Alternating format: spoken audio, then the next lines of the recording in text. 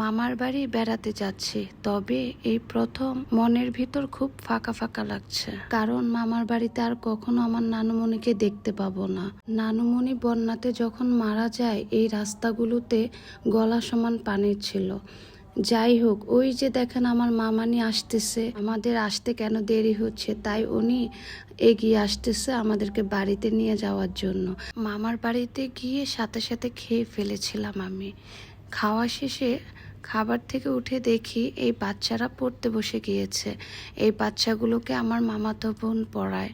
এই বাচ্চাটাকে বললাম কবিতার নাম কি, লেখকের নাম কি, সে পারতেছেই না আমাকে বলতে, কারণ সে লজ্জা পাচ্ছিল।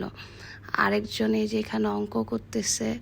যাই হোক, মামাতো বোন যখন পড়াচ্ছিল ভাবলাম একটু বাইরে গিয়ে ঘুরে আসি। এখন মামার বাড়ি, তবে একটা সময় আমার নানার বাড়ি ছিল। এই হলো আমার নানার আগেকার ঘর, যে ঘরে শুধু নানা আর নানু থাকতো। এই ঘরের বয়স প্রায় 100 বছরের কাছাকাছি হয়ে গিয়েছে। আমি যখন বাচ্চা একটা বেবি ছিলাম তখন আমার নানা ভাই মারা যায়, আর তখনই আমার নানু সৌদি আরব চলে যায় 10 বছরের জন্য, যে কারণে এই ঘরে আর আমার কখনো বেড়ানো হলো না। যাই হোক, আপনাদেরকে আমার মামার বাড়িটা ঘুরে দেখাই। সবাই কম বেশ দেশের বাইরে থাকে বা ঢাকায় থাকে, এখানে একজন মামাই থাকে গ্রামের বাড়িতে, আর পুরো বাড়িটাই ফাঁকা পড়ে থাকে। আমার নানার বাড়িটা খুবই বড়। আমার নানা ভাইয়েরা 2 জন ছিলেন, তবে এখানে যতগুলো ঘর দেখাবো, জায়গা দেখাবো, সবগুলাই আমার নানা ভাইয়ের একা ছিল। আর নানা ভাইয়ের যখন অনেকগুলো সন্তান হয় তখন জায়গাগুলো আস্তে আস্তে কমে যায়, সবার মাঝে ভাগ করে দেওয়া হয়। আমার নানার বাড়ি খুবই সুন্দর, অনেক বড় জায়গা নিয়ে আমার নানার বাড়িটা। তবে এখানে জায়গা অনুযায়ী মানুষ একদমই কম। যে 2-1 জন থাকে হয়তো তারাও একটা সময় শহরে চলে যাবে, আর এই নানার বাড়ি পুরাটাই ফাঁকা পড়ে থাকবে। কত সুন্দর গ্রাম, তাই না? এখনো জমিতে অনেক পানি আছে, যে পানিতে এখনো সবাই মাছ ধরে। এগুলো ওই যে বন্যার পানি।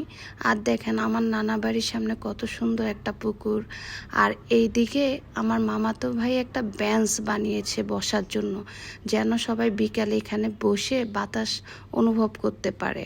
তারপর ওই বাচ্চা মেয়েটাকে বললাম তুমি বসবে আমার সাথে, তাকে ডেকে নিয়ে বসালাম। আমি যখন নানার বাড়ি যাই তখন আমার ছোট ছোট অনেকগুলা বান্ধবী হয়ে যায়।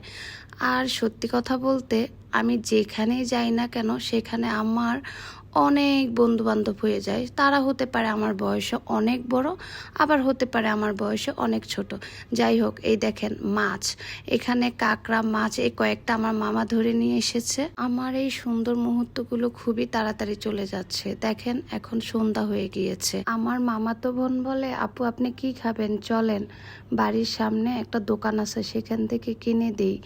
সে আমার কিন্তু ছোট, আমি ভাবলাম যে ছোটদের থেকে কি মিস করা যায়, সুযোগ পেলে নিয়ে নিতে হয়, তাই আমি চলে গেলাম ও আমাকে কি খাওয়াবে খেতে। আসলে এটা আমি মজা করে ওর কাছ থেকে খাওয়া। আম্মুকে চিপস খেতে দেওয়ার পর আম্মু ঢিল মেরে ফেলে দিল, বলল সে খাবে না। দেন আমি বললাম যে প্যাকেটটা খুলে দাও। প্যাকেটটা খুলে দেওয়ার পরে তাকে আমি বললাম সে খেতে, না সে খাবে না। সে কি করতেছে, সবাইকে প্যাকেট থেকে নিয়ে নিয়ে ভাগ করে দিচ্ছে। তারপর আমি বললাম না তুমি খাও খাও খাও। সে দেন বাধ্য হয়ে জোর করে খেলো। সে খেতে চাচ্ছে না এই কারণে যে তার মায়ের জন্য খুবই মন খারাপ হচ্ছে। আমি কিন্তু আম্মুর সাথে খুবই দুষ্টামি করি, খুবই খুবই বলার বাহিরে। লাইক আমি কিন্তু কোনো আমার ফ্রেন্ডের সাথে দুষ্টামি বেশি একটা করি না, যেটা আমি আমার আম্মুর সাথে করি। যাই হোক, দেখেন আমার মামা আমার জন্য বেলপুরি নিয়ে এসেছে। সে জানে আমি এসেছি, কিন্তু তার সাথে আমার তখনই দেখা হয়েছে যখন বেলপুরি নিয়ে এসেছে। আমি সব মামাদের একমাত্র ভাগ্নি, আমাকে কি না আদর করে থাকা যায় আপনারাই বলেন। আমার মামারা আমাকে অনেক চেতায়, অনেক খোঁচায়, কেননা তাদের ভাল লাগে আমাকে চেতাইতে খোঁচাইতে। আর আমিও কম না, সারাক্ষণ খালি ওদের সাথে জ্ঞান জ্ঞান প্যান প্যান করি, আর তারা কি করে হাসে। আমার এইভাবেই কেটে যায় মামাদের সাথে।